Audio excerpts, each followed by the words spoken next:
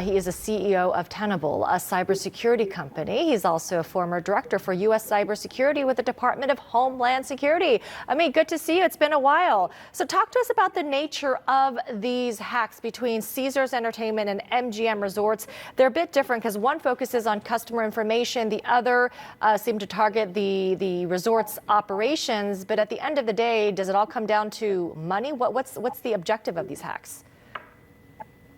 Yeah, for sure, there's some differences in how these organizations are responding to the hacks. But an organization known as Black Hat, it's a ransomware group, is targeting Las Vegas casinos. We've seen them target other organizations in the past. And in this case, they've been successful gaining access.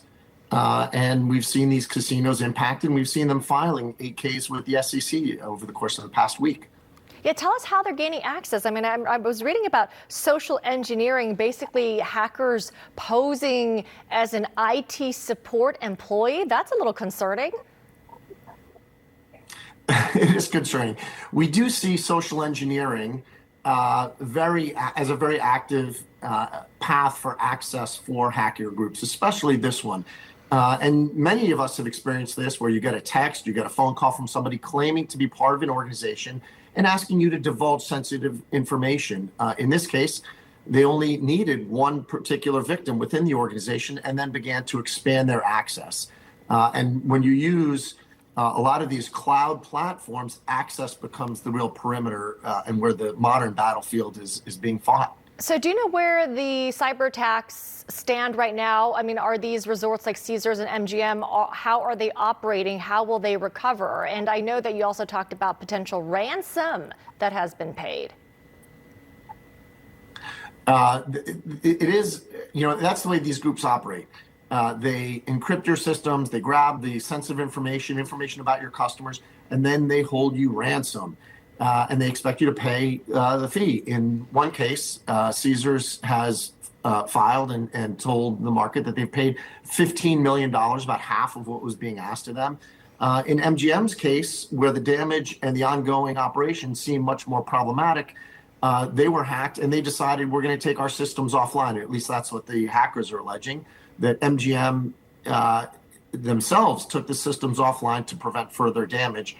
And there's been significant impact. We see casino floors impacted. We've seen room doors impacted. We've seen ATMs impacted, and it's disrupting their customers. How big of an issue, and I guess a priority, is it for these large entertainment companies and resorts, to find ways to prevent becoming a target/victim?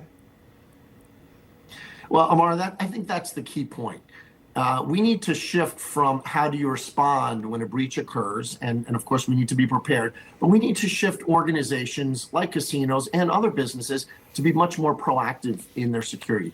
How do you assess the integrity of your environment? How do you assess where you have vulnerabilities? And how do you fix, how do you remediate? How do you better protect and enhance your security prior to these breaches occurring? And I think that's where we have more transparency, more visibility of these breaches can help organizations learn from them and better protect themselves going forward. You mentioned a different group. I had read about Scattered Spider, this cyber criminal group that was known to target casinos and hotels in recent weeks. Who do you and other industry experts believe is behind this? Yeah, there's a lot of confusion on the naming convention because many security companies and many security researchers actually track these hacking groups by different names. So you'll hear the name Black Hat, you'll hear Alvi, you'll hear Scattered Spiders. All of these actually refer to the same hacking group. And in this case, they're believed to be fairly young, 17 to mid-20s age, English-speaking hackers, unlike some of the other hacking groups we see coming out of Russia, Eastern Europe, or China. Amit Yoran, we're going to leave it there. Thank you for your time. Still ahead, emergency teams in eastern Libya are searching for thousands of people who disappeared after catastrophic floods hit the region. We are live there with the latest.